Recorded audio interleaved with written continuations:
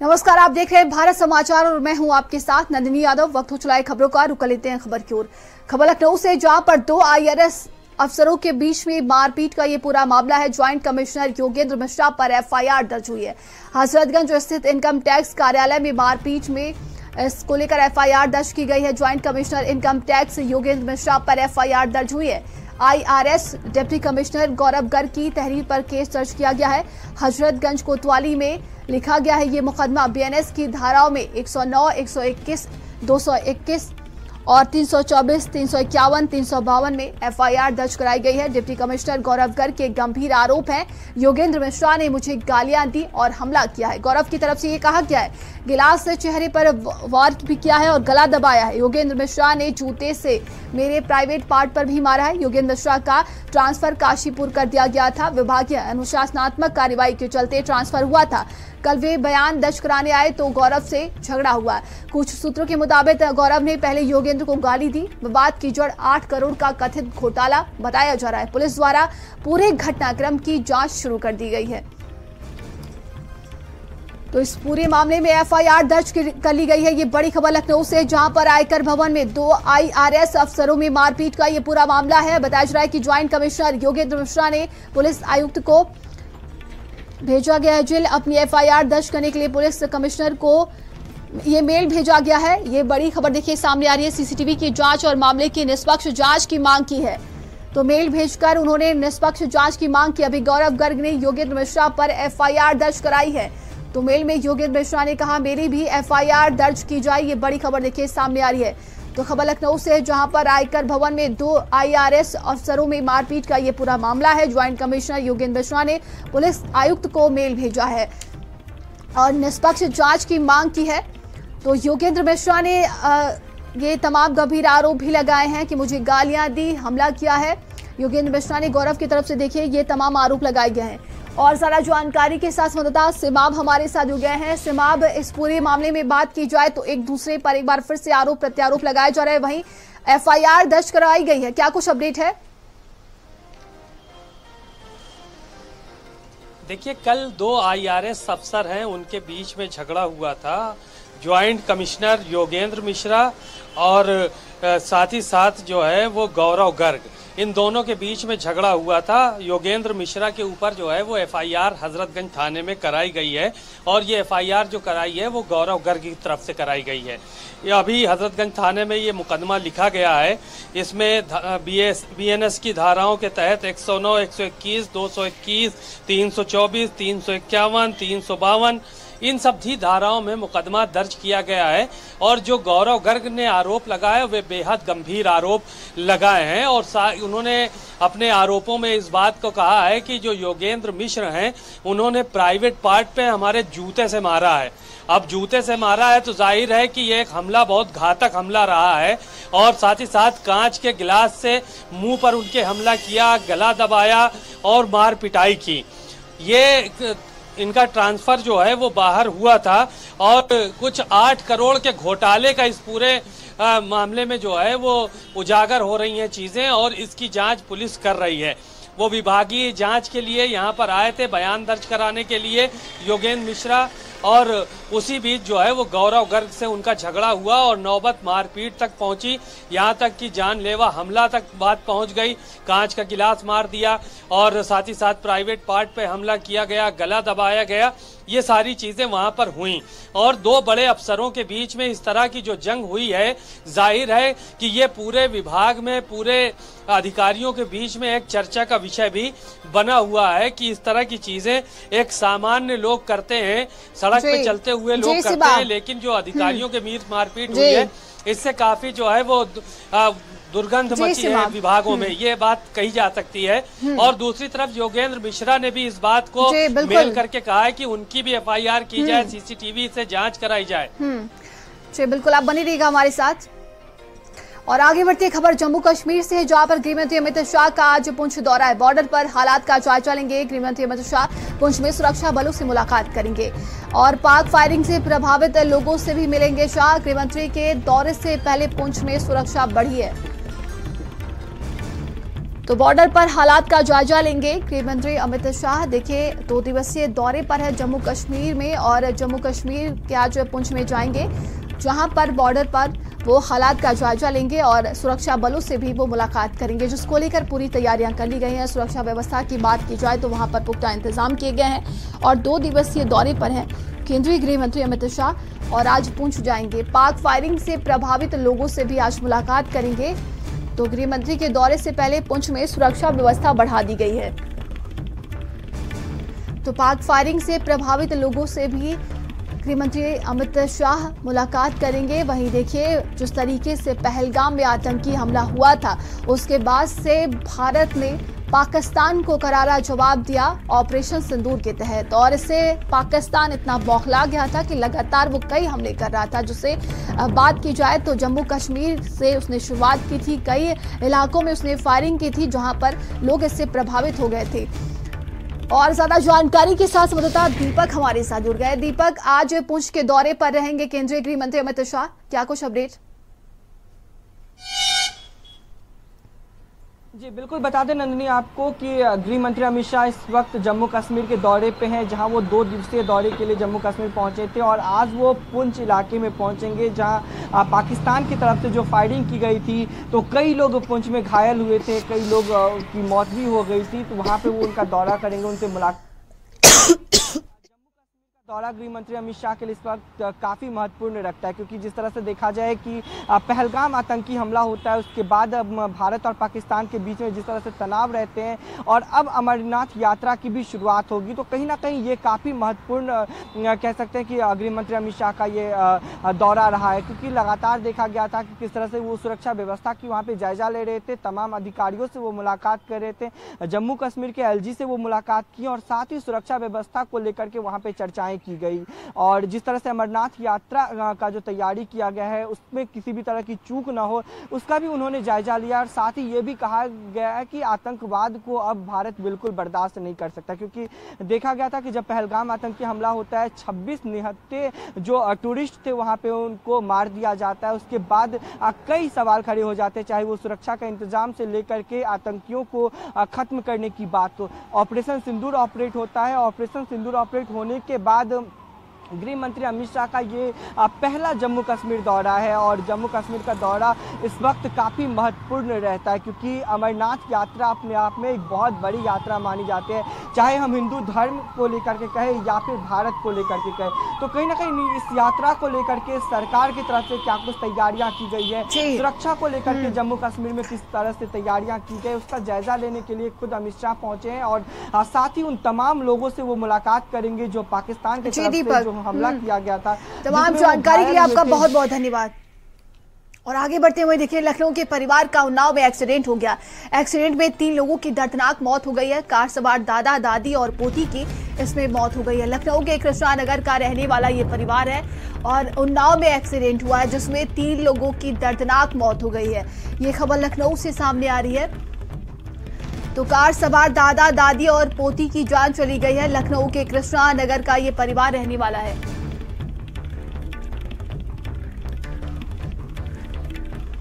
तो लखनऊ के परिवार का उन्नाव में एक्सीडेंट हो गया है। और सारा जानकारी के साथ संवाददाता सिमाब हमारे साथ जुड़ गया है। सिमाब, लखनऊ के परिवार का उन्नाव में एक्सीडेंट हुआ है, जिसमें 3 लोगों की दर्दनाक मौत हो गई है, क्या कुछ अधिक जानकारी है इसको लेकर?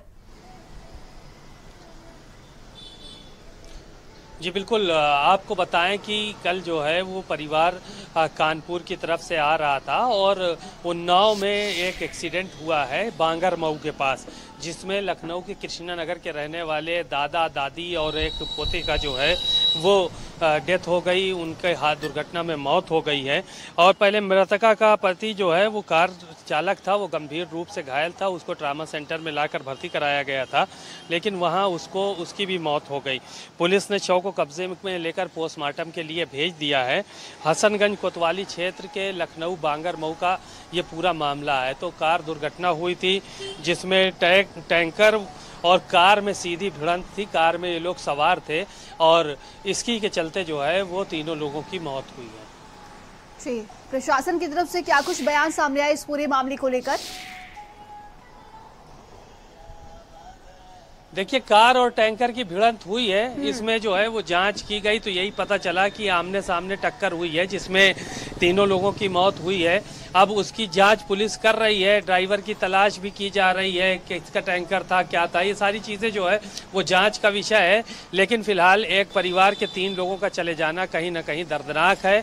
और कृष्णा नगर में ये इस तरह की घटना हुई कृष्णा नगर के लोगों के साथ, तो उसको लेकर पूरे इलाके में जो है वो सनसनी फैली हुई है और पूरा इलाका गमगीन नजर आ रहा है।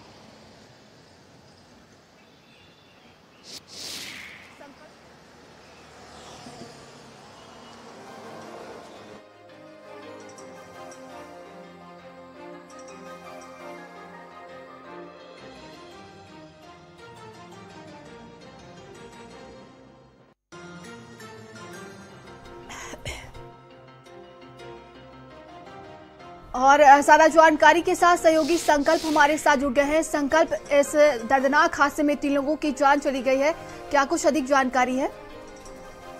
देखिए नंदिनी, कल की ये घटना है और जिस तरीके से ये घटना हुई है हजरतगंज थाना क्षेत्र के लखनऊ बांगरमऊ एक्सप्रेस मार्ग पर की ये घटना है। अकबरपुर थाना क्षेत्र अकबरपुर गांव के पास घटना हुई है, जहां पर ये जो लखनऊ के कृष्णा नगर के मानस नगर मोहल्ले के रहने वाले सुखदेव, जो अपनी पत्नी के साथ में, पत्नी और नातिन के साथ में यहाँ मियाँगंज हजरतगंज थाना क्षेत्र के मियाँगंज के पास वो पत्नी की दांत की दवा देने के लिए लेके आए थे और गांव के पास पहुंचने के बाद टावर लदे टैंकर से सीधे भिड़ंत हो गई, जिसमें कार सवार जो नातिन थी, उनकी मान्या और दादी की सुखदेव की पत्नी, इनकी घटनास्थल पर ही मौत हो गई। जबकि जो सुखदेव थे, उन सुखदेव और ड्राइवर ये दोनों लोग गंभीर रूप से घायल हो गए थे। उपचार के लिए लोगों को स्थानीय सामुदायिक स्वास्थ्य केंद्र में भर्ती कराया गया। जी संकल्प, तमाम जानकारी के लिए आप दोनों का बहुत बहुत धन्यवाद।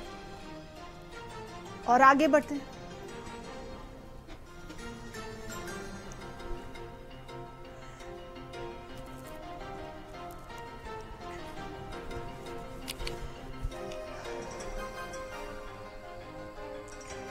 चलिए आगे बढ़ते हैं। बलिया में गंगा नदी में 3 छात्र डूबे। गहरे पानी में जाने के बाद तीनों डूबे हैं। गोताखोरों ने शवों को बरामद कर लिया है। तीनों छात्र गंगा नदी में नहाने गए हुए थे। दुघटी थाना क्षेत्र की पूरी घटना बताई जा रही है। तो बलिया में गंगा नदी में नहाने गए थे 3 छात्र और डूब गए हैं। वहीं तीनों के शवों को बरामद कर लिया गया है। गोताखोरों की मदद से तीनों के शवों को बरामद किया गया है। तो 3 ये छात्र जो गंगा नदी में नहाने गए थे, वहीं इस पूरे मामले पर पुलिस देखिए मौके पर पहुंची हुई थी और गोताखोरों की मदद से तीनों के शवों को बाहर निकाला गया है। परिवार में कोहराम मच गया है। ये दुखद घटना सामने आई है।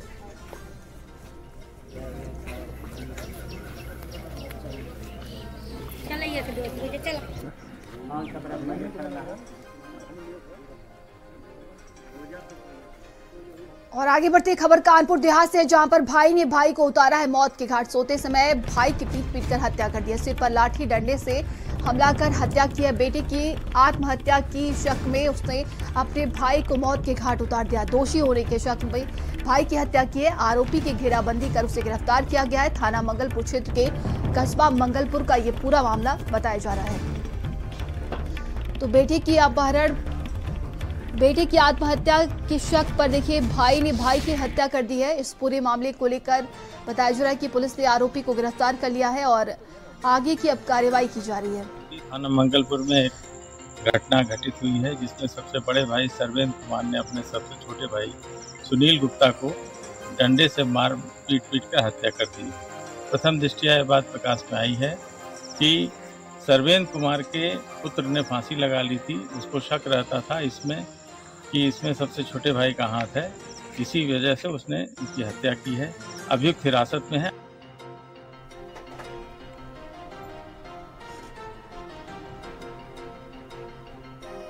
और ज्यादा जानकारी के साथ संवाददाता दीपक हमारे साथ जुड़ गए हैं। दीपक, भाई ने भाई को मौत के घाट उतार दिया है, क्या कुछ कार्रवाई की गई इस पूरे मामले को लेकर? देखिए, पूरा मामला जो है रिश्तों को शर्मसार करने वाला है। जहां बड़े भाई को बड़े पिता का दर्जा दिया जाता है, वहीं जो बड़ा भाई सर्वेंद्र है, इसने जो है अपने छोटे भाई के ऊपर सर के ऊपर लाठी डंडों से हमला करके उसकी निर्मम हत्या कर दी। वजह यह थी कि इसके जो पुत्र था बड़े भाई का, तो इसने आत्महत्या कर ली थी। इसको ये शक था कि हमारे छोटे भाई के चलते इसने आत्महत्या की है और इसी शक की वजह पर जो है इसने जो है रात में लाठी डंडों से मारकर हमला करके उसकी हत्या कर दी। जब सूचना पुलिस को मिली तो पुलिस ने जो आनंद फानंद में घेराबंदी करके आरोपी भाई को गिरफ्तार कर लिया है और पूरे मामले में जो है शव को पंचनामा करके पोस्टमार्टम के लिए भेज दिया है और भी पूरे मामले की खंगालने में लगी है। आखिर जो जिस शक के बिना पर जो है उसने हत्या की है तो उसको भी खंगाल रही है, क्या वजह रही जिसके चलते ये पूरा हादसा हुआ। हालांकि पुलिस पूरे कार्रवाई में जुटी हुई है। पुलिस के रात में ही पुलिस के आला अधिकारी मौके पहुंचे थे, एडिशनल एसपी मौके पहुंचकर उन्होंने जांच पड़ताल की है। पुलिस की विधिक कार्रवाई के बाद ही स्पष्ट हो पाएगा कि आगे और भी क्या मामले निकल कर आते हैं। जी, तमाम जानकारी के लिए आपका बहुत बहुत धन्यवाद। खबर बांदा से, जहां पर दादो मोरंग खदान में नदी की जलधारा में अवैध खनन चल रहा है। आधा दर्जन पोखलैंड मशीनों से दिन रात यहां पर अवैध खनन किया जा रहा है। खनन माफिया गोपाल बाबा आलोक शुक्ला को संरक्षण मिला हुआ है। नदी की जलधारा को रोककर अवैध खनन किया जा रहा है। फाल्गुनगिरी माइंस के नाम पर मोरंग खदान का ये आवंटन किया गया है। एनजीटी शासन के आदेश की धज्जियां उड़ाई जा रही है। बांदा फतेहपुर बॉर्डर से जबरदस्त ओवरलोडिंग, एनआर परिवहन तमाम शिकायतों पर कोई भी कार्रवाई नहीं करते हैं खनन अधिकारी। तो देखिए यहाँ पर अवैध तरीके से खनन किया जा रहा है और इसके बाद भी लगातार अधिकारी की तरफ से कोई कार्रवाई नहीं की जा रही। खनन माफिया गोपाल बाबा आलोक शुक्ला को संरक्षण प्राप्त हुआ है। बांदा जिलाधिकारी जय रीवा अवैध खनन और अवैध परिवहन के सख्त खिलाफ है और लगातार अपनी मीटिंगों पर वह अपने मातहत अधिकारियों को बार बार हिदायत देती है कि जनपद में किसी भी तरह का अवैध खनन या अवैध परिवहन नहीं किया जाएगा। लेकिन इसके बावजूद मैं आपको कुछ तस्वीरें दिखा दूं जो बेहद चौंकाने वाली है। यह दादो खादर खदान है और यह जो है यमुना नदी है और यमुना नदी में लगभग आधा दर्जन से ज्यादा पॉकलैंड हैवीवेट मशीनें लगा करके यहाँ पर खनन किया जा रहा है। और आप देख सकते हैं कि नदी की जलधारा से यहाँ मोरम निकाली जा रही है और जो एनजीटी के जो सख्त नियम होते हैं कि किसी भी स्थिति पर पानी की जलधारा को नहीं छुआ जाएगा, लेकिन ठीक उसके बावजूद यहाँ पर लगातार पानी को छुआ जा रहा है। और आपको बता दूं कि जो इसकी जो जलधारा है उसको परिवर्तित करके यहाँ पर एक पुल सा बनाया गया है जिससे वहां पर परिवहन का आने जाने का साधन बनाया गया है। फिलहाल मैं बता दूं कि ये पट्टा फाल्गुनगिरी माइंस के नाम से ये पट्टा संचालित है और इस पट्टा जो है यह गोपालगिरी नाम से यह पट्टा यहाँ का आवंटित है और इसका जो संचालन है आलोक शुक्ला कर रहे हैं। और जो यहाँ की अगर मैं बात करूं बदरू एसडीएम की तो इस पर साफ साफ उनकी भी भूमिका नजर आती है। और अगर मैं बात करूं यहाँ के जो माइनिंग ऑफिसर है राज रंजन कुमार, उनकी भी भूमिका इस पर संदिग्ध है। लेकिन अगर स्थानीय पुलिस की बात की जाए तो स्थानीय पुलिस इससे अछूती नहीं है। मनोज गोस्वामी, भारत समाचार, बांदा। तो पोकलैंड मशीनों से दिन रात अवैध खनन किया जा रहा है जिसको लेकर अधिकारी कोई भी कार्रवाई नहीं करते हैं।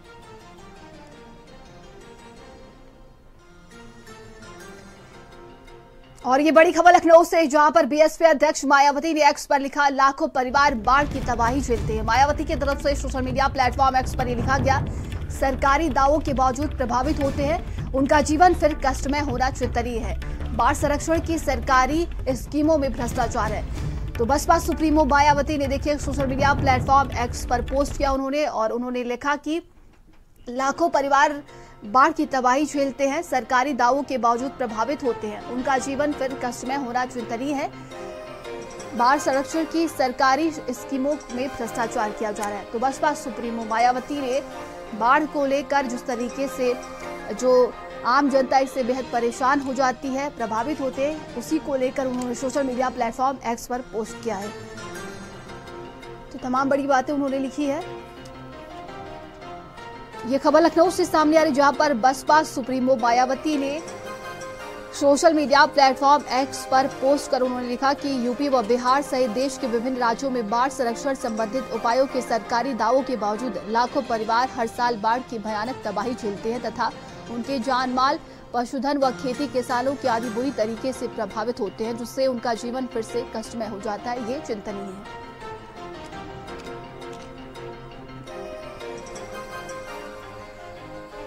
आगे बढ़ते हैं खबर मिरर से, जहां पर इंटरनेशनल हथियार तस्कर गैंग का गुर्गा गिरफ्तार कर लिया गया। तस्कर मंत्री का गुर्गा धीरेन्द्र दाढ़ी को एसटीएफ ने पकड़ा है। दिल्ली एनसीआर में हथियार सप्लायर था धीरेन्द्र दाढ़ी।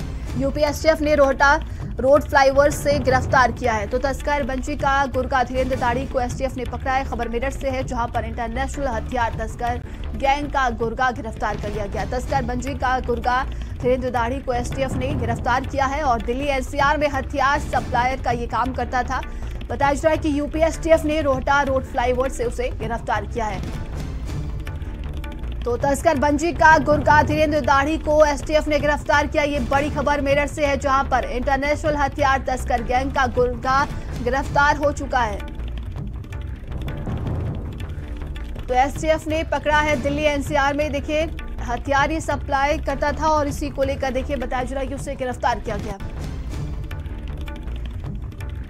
और अब खबर सहारनपुर से, जहां पर पुलिस लाइन के बाहर जमकर मारपीट की गई है। पुलिस की मौजूदगी में जमकर मारपीट हुई है। काउंसलिंग के दौरान आपस में दो पक्ष भिड़ गए। पुलिस लाइन स्थित महिला सहायता प्रकोष्ठ का ये पूरा मामला है और काउंसलिंग के दौरान दो पक्ष आपस में भिड़े, जहां पर पुलिस के सामने ही ये जमकर मारपीट की गई है। तस्वीरों में आप देख सकते हैं। तो खबर सहारनपुर से है और पुलिस लाइन के बाहर ही ये जमकर मारपीट हुई है पुलिस की मौजूदगी में। तस्वीरों में आप देख सकते हैं। बताया जा रहा है कि दो पक्ष आपस में भिड़ गए और एक दूसरे को जमकर पीटा है। तो पुलिस की मौजूदगी में ये मारपीट की गई है।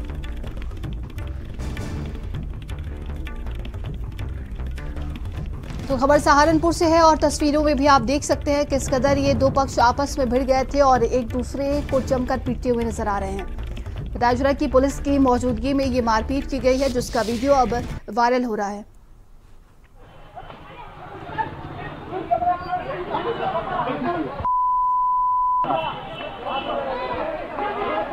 तो एक दूसरे को लात घूंसों से जमकर पीटते हुए नजर आ रहे हैं। दो पक्ष आपस में भिड़ गया था काउंसलिंग के दौरान और पुलिस के सामने ही मारपीट हुई है। खबर सहारनपुर से है, तस्वीरों में भी आप देख सकते हैं।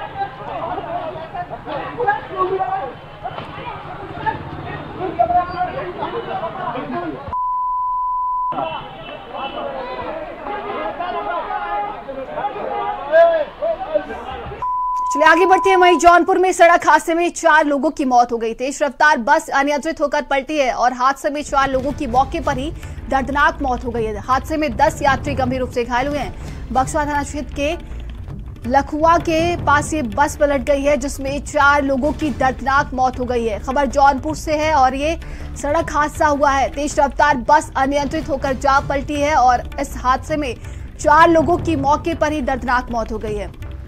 बताया जा रहा है कि हादसे में 10 यात्री गंभीर रूप से घायल हुए हैं। बक्सवा थाना क्षेत्र के लखुआ के पास ये बस पलट गई है और अनियंत्रित बस पलटी है, जिसमें मौके पर ही 4 लोगों ने अपनी जान गंवा दी है। पुलिस मौके पर पहुंची है। इस पूरे मामले की अब जांच पड़ताल की जा रही है। तस्वीरों में आप देख सकते हैं किस कदर ये बस पलटी और इसमें 4 लोगों की मौके पर ही दर्दनाक मौत हो गई है। 10 यात्री इसमें घायल हुए हैं। तो बक्सवा थाना क्षेत्र के लखुआ के पास ये बस पलट गई, अनियंत्रित ये बस पलटी है। ये दर्दनाक हादसा हुआ है, जिसमें 4 लोगों की जान चली गई है। खबर जौनपुर से है और ज्यादा जानकारी के साथ संवाददाता रोहित हमारे साथ जुड़ गए। रोहित, ये दर्दनाक हादसा हुआ जिसमें 4 लोगों की जान चली गई है, क्या कुछ अधिक जानकारी? देखिए, 10 लोग अभी भी इसमें जीवन और मौत से संघर्ष कर रहे हैं, काफी गंभीर रूप से घायल है। इसके अलावा कुछ और भी लोग घायल थे, जिनको हल्का फुल्का चोट था, वो अपना बैंडेज वगैरह करा के हल्का ट्रीटमेंट लेके वो अपने घरों को जा चुके हैं। और ये घटना जिस तरीके से घटी है, निश्चित रूप से तेज रफ्तार के कारण वो बस अनियंत्रित हो गई, जिसके कारण मौके पे पलट गई है। कोई ऐसा नहीं कोई सामने से गाड़ी आ रही है या टकराई हो, इस तरीके की बात नहीं। निश्चित रूप से कहीं न कहीं ड्राइवर की लापरवाही है। जिस तरीके से हाईवे पे या खुली सड़कों पे तेज रफ्तार से चलाते हैं, उसी का ये प्रतिफल है कि इतनी बड़ी दुर्घटना घटी है और 4 लोगों की मौके पे ही मौत हो गई है। बहरहाल पुलिस वहाँ पे रेस्क्यू के लिए पहुंच गई है और मौके पे पहुंच कर जांच पड़ताल भी कर रही है। जी, तमाम जानकारी के लिए आपका बहुत बहुत धन्यवाद। तो 10 यात्री गंभीर रूप से घायल हो गए, जिन्हें अस्पताल में भर्ती कराया गया है। खबर ये जौनपुर से है, जहां पर बस अनियंत्रित होकर पलट गई है, जिसमें 4 लोगों की मौके पर ही जान चली गई है।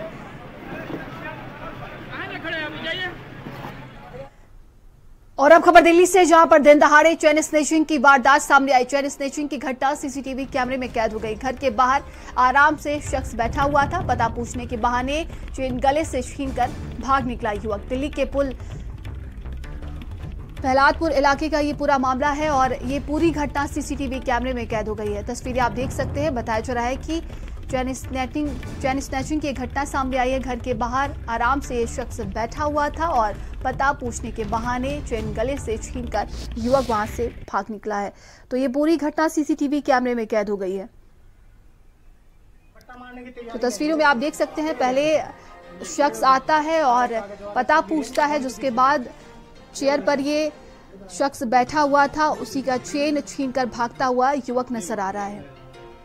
और ये पूरी घटना वहां पर लगे सीसीटीवी कैमरे में कैद हो गई है। तस्वीरों में आप देख सकते हैं, एक युवक पहले आता है, इसके बाद वो धीरे से उससे पता पूछता है और इसके बाद उसने इस वारदात को अंजाम दिया। तो चेन स्नैचिंग की एक घटना सामने आई है और सारा जानकारी के साथ संवाददाता दीपक हमारे साथ हो गया। दीपक, चेन स्नैचिंग की ये वारदात सामने आई, क्या कुछ अधिक जानकारी है इसको लेकर? जी बिल्कुल नंदिनी, बता दें आपको कि ये दिल्ली का प्रहलादपुर इलाका है, जहाँ पे दिन दहाड़े एक बुजुर्ग शख्स से स्नैचिंग किया जाता है। बुजुर्ग शख्स अपने घर के बाहर बैठे थे, एक आदमी आता है और उनसे पहले पता पूछता है और पता पूछने के बाद उनके गले में जो चैन था उसको वो खींच के भाग जाता है। कहीं ना कहीं ये एक तस्वीरें सामने आ रही है दिल्ली की, जो कि देश की राजधानी है और जहाँ पे क्राइम का जो स्तर है वो लगातार बढ़ते हुए जा रहा है, चाहे वो फायरिंग का हो, मर्डर का हो, बलात्कार का हो, स्नैचिंग का हो। तो दिन दहाड़े दिल्ली में इस तरह की घटनाएं सामने आ रही है। तो कहीं ना कहीं ये एक कानून व्यवस्था पे बहुत बड़ा सवाल है और पुलिस की जो व्यवस्थाएं हैं, जहाँ पे दावा किया जाता है कि दिल्ली में जगह जगह पे सीसीटीवी कैमरे लगाए गए हैं, जो पुलिस की टीम रहती है वो अलग अलग जगहों पे मौजूद रहती है, तो वो कहीं ना कहीं एक बड़ा सवाल खड़ा किया जाता है। और साथ ही जिस तरह से देखा जाए कि पूरे दिल्ली में यदि हम जिक्र करें तो ये फिलहाल प्रहलादपुर इलाके का पूरा मामला है। जी, तमाम जानकारी के लिए आपका बहुत बहुत धन्यवाद। खबरों का सिलसिला लगातार जारी, रुकते एक छोटे से ब्रेक लिए, बने रहिए भारत समाचार के साथ। आप देख रहे हैं